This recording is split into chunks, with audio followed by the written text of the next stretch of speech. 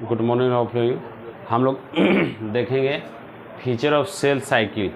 देखिए जनरली में जो सेल साइकिल में हम लोग पढ़ रहे हैं उसमें से इस बात को याद रखना है कि सेल साइकिल में मेनली होता क्या है। देखिए अगर आप इवोल्यूटरी पॉइंट व्यू से देखिएगा तो सेल का डिवीज होना बहुत ही हमारा एक इवोल्यूशन का फेज, एक इवोल्यूशन का एक हिस्ट्री एंड साथ ही साथ सेल का डिवीज़न होना एक हमारा अस्तित्व को, एक हमारा ऑकरेंस को, एक हमारा स्पेसीज को कंटिन्यूटी रखने का एक मैकेनिज्म है और इसलिए सेल को डिवाइड होना नेसेसरी है। और इसी सेल को डिवीज़न के लिए हमारे सारे फेज से गुजरना पड़ता है और उस सेल को एक डिवीज़न के फॉर्म में हम लोग को एक फॉर्मेट होना पड़ता है, क्योंकि सेल का अपना स्टेज है, उस सेल के स्टेज में ही वो गुजरेगा और सेल एक अपना प्रॉपर स्टेज, एक प्रॉपर फॉर्म और एक प्रॉपर ऑकरेंस, प्रॉपर सीक्वेंस से गुजरता है। और उस चीज़ को हम लोग देखेंगे, क्योंकि आप जानते हैं कि हम लोग मेनली जो सेल डिवीज़न का फॉर्म पढ़ते हैं वो यूकेरियोटिक के लिए ही पढ़ते हैं, क्योंकि यूकेरियोटिक सेल के अंदर में ही इतना ज़्यादा चेंजिंग और इतने ज़्यादा फॉर्मेशन का एक कंडीशन डेवलप करता है। हम लोग जब देखेंगे कि एक सेल डिवीजन करता है और सेल को, चूँकि सेल को एक हमारा, जब सेल को देखेंगे तो सेल डिवीज़न के दौरान उसमें ग्रोथ और डीएनए रेप्लिकेशन होता है। और एक सेल जब डिवाइड करता है तो G1 फेज, G2 फेज और M फेज से गुजरना पड़ता है, क्योंकि आप जानते हैं कि हमारा सेल का एक इंटरफेज और M फेज, दो फेज मेनली पढ़ते हैं, जिसमें एक इंटरफेज में हम लोग G1S G2 फेज में पढ़ते हैं और इसमें हमारा सेल का 95% एग्जिस्ट टाइम यहीं पे करता है, यहीं पे अपना समय को इन्वेस्ट करता है, अपना समय को उसमें यूज करता है, नॉट इन्वेस्ट यूज करेगा। क्योंकि और इस इंटरफेज में भी मैक्सिमम टाइम आपको, अगर कोई भी सेल 24 आवर में डिवीज़न करता है तो 12 आवर समय G1 फेज में देता है, 6 से 8 आवर S फेज में देता है, जबकि 3 to 4 आवर G2 फेज में क्रॉस करता है। इसलिए इस बात को भी याद रखना है कि हमारा जो सेल डिवीज़न करता है वो ग्रोथ और डीएनए रेप्लिकेशन में अपना समय देता है, उसमें से G1S G2 और M फेज से गुजरना पड़ता है और इसको हम लोग इंटरफेज बोलते हैं, जिसमें सेल अपना 95% यहीं पे अपना एक्सपेंड करता है अपना समय, लेकिन उसमें से भी G1 फेज में ज़्यादा समय इन्वेस्ट करता है। और इसलिए जब सेल एक डिवाइड करता है साथ ही साथ अगर एक सेल डिवीज़न करता है, वहाँ न्यूक्लियस साइटोप्लाज्मिक रेशियो 1/10 होता है, जबकि वो G1 फेज से गुजरता है। वो G1 फेज से गुजरने के बाद में वो सेल का अपना न्यूक्लियस साइटोप्लाज्मिक रेशियो इंक्रीजमेंट करता है। इसलिए हम लोग जब G1 फेज पढ़ते हैं उसमें पढ़ते हैं कि सेल जो हमारा है ग्रोथ करता है, साइटोप्लाज्मिक इंक्रीजमेंट होता है, आपको सेल ऑर्गेनेल डबल होता है, ट्रांसक्रिप्शन ट्रांसलेशन होता है। इसलिए G1 फेज में इस बात को भली भांति जानना है कि हमारा जो G1 फेज होता है उसमें आखिर में क्या होता है। आप देख रहे हैं G1 फेज से गुजरा हमारा सेल तो न्यूक्लियस साइटोप्लाज्मिक रेशियो इंक्रीजमेंट कर गया, साथ ही साथ सेल का ग्रोथ हो गया। अगर सेल 10 माइक्रोमीटर का है तो इसमें आपका 20 माइक्रोमीटर का होगा। इसलिए इस बात को भी याद रखना है कि हमारा जो सेल है उस G1 फेज में किस स्टेज से गुजरता है, क्योंकि आप याद रखिएगा ट्रांसक्रिप्शन ट्रांसलेशन का प्रोसेस भी चालू हो जाता है G1 फेज से ही। इसलिए G1 फेज का सबसे बड़ा इम्पोर्टेंस है कि सारा सेल ऑर्गेनल आपको डबल होता है, साथ ही साथ ट्रांसक्रिप्शन ट्रांसलेशन होता है।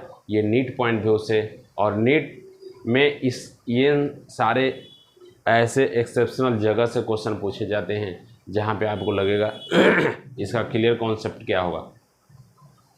दूसरा आता है, थोड़ा सा ऊपर नीचे लिखा गया, पहले G1 फेज होगा तब S तब G2। दूसरा इसका फेज आता है जो हमारा S फेज आता है, G1 के बाद में देखते हैं S फेज है। इसलिए S फेज में देखिएगा डीएनए रेप्लिकेशन ऑकर्स, जो हमारा S फेज है उसमें डीएनए रेप्लिकेशन ऑकरेंस होता है, साथ में सेंट्रियोल डबल होता है, हिस्टोन डबल होता है, डीएनए पॉलीमरेज का जरूरत पड़ता है, क्योंकि डीएनए पॉलीमरेज एक एंजाइम है जो डीएनए रेप्लिकेशन के लिए नेसेसरी होता है। इसलिए S फेज को हम लोग सिंथेसिस फेज बोलते हैं। ये सिंथेसिस फेज है जो 6 to 8 आवर तक रहता है। इसमें सेंट्रियोल देख रहे हैं डबल होता है, हिस्टोन डबल होता है, डीएनए पॉलीमरेज एंजाइम का ज़रूरत होता है। इसलिए सिंथेसिस फेज। आजीवन फेज में हम लोग डिफरेंस देखेंगे। पूछेगा कि centriole is double in which phase, उस समय में हमको एस फेज लगाना होगा। अगर बोलेगा in which phase is histone is occurs, उस कंडीशन में आपको एस फेज में ही लगाना होगा। इसलिए एनसीईआरटी का लाइन बाय लाइन हम इसमें लिख दिए हैं ताकि आपको कभी भी कन्फ्यूजन ना हो कि हमको एस फेज में क्या होगा। जीवन फेज में जब मल्टीपल कॉन्सेप्ट का क्वेश्चन देगा उस कंडीशन में भी याद रखना है कि हमको क्या जवाब देना है।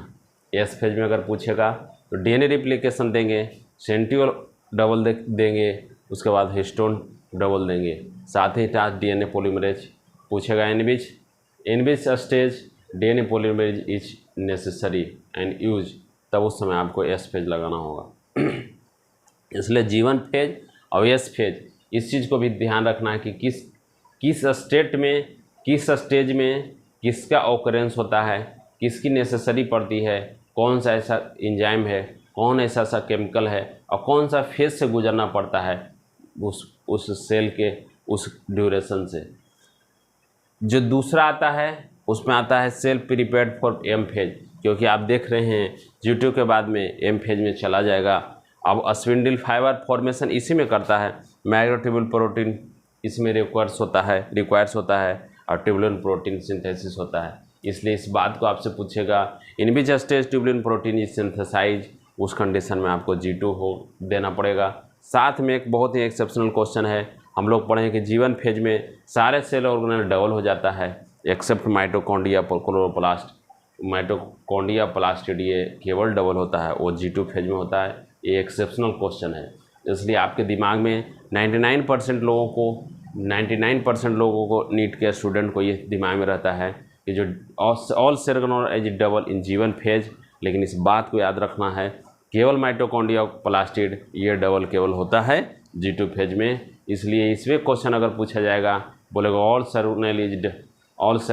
ऑर्गेनेल इज डबल एक्सेप्ट, तो उस समय में आपको माइटोकॉन्ड्रिया क्लोरोप्लास्ट लगाना होगा।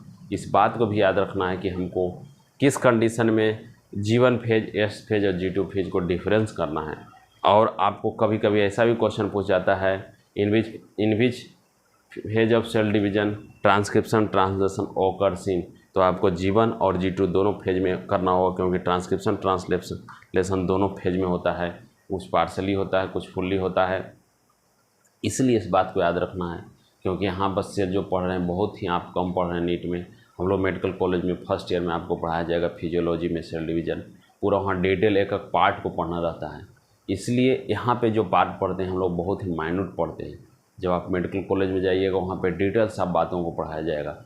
इसलिए यहाँ पे हम लोग जीवन फेज, एस फेज और G2 फेज में जो हम लोग देखे हैं उसमें से हम लोग सबसे पहले पुनः फिर देखते हैं कि जब हमको किसी भी सेल के स्टेज से गुजरना पड़ता है, जब सेल का पहला स्टेज हमारा जो है जीवन फेज से गुजरना पड़ता है, इसमें भी इंटरफेज में ये इंटरफेज में मैक्सिमम टाइम भी जीवन फेज में होता है। इसमें क्वेश्चन पूछा जाएगा कि G one S G2 phase in which maximum time occurs in cell, उस समय आप याद रखिएगा जीवन फेज, क्योंकि हमने यहाँ लिख दें कि अगर कोई भी सेल डिवाइड 24 आवर में करता है तो 12 आवर केवल वो जीवन फेज में रहता है, तब एस फेज में, तब G2 फेज में जाता है। मिनिमम टाइम एक्सपेंड करता है वो करता है हमारा एम फेज में। इसलिए एम फेज में मात्र 1 आवर लगेगा, जबकि आप अगर सेल का एक डिवीज़न 24 आवर में रहता है तो 23 आवर इंटरफेज से ही गुजरना पड़ता है। इसलिए इस इंटरफेज के अब आप स्टेट को देखते हैं एस फेज, G1 G2 और इतने कंडीशन से गुजरना पड़ता है। पुनः फिर दिमाग में हम सेट करते हैं कि अगर हमको जीवन फेज, एस फेज, पहले जीवन फेज होगा जिसमें सेल ग्रोथ करेगा, सारा सेल ऑर्गेनेल डबल होगा, उसके बाद में हमारा सेल ऑर्गेनेल डबल होगा, ट्रांसक्रिप्शन ट्रांसलेशन होगा, जबकि एस फेज से गुजरेंगे डीएनए सिंथेसिस होगा, हिस्टोन प्रोटीन वहाँ डबल होगा, सेंट्रियोल डबल होगा, साथ में हमारा क्या होगा डीएनए पॉलीमरेज का ज़रूरत पड़ेगा, क्योंकि वो एक एंजाइम है, वो एंजाइम को ज़रूरत के कारण ही डीएनए रेप्लिकेशन होगा।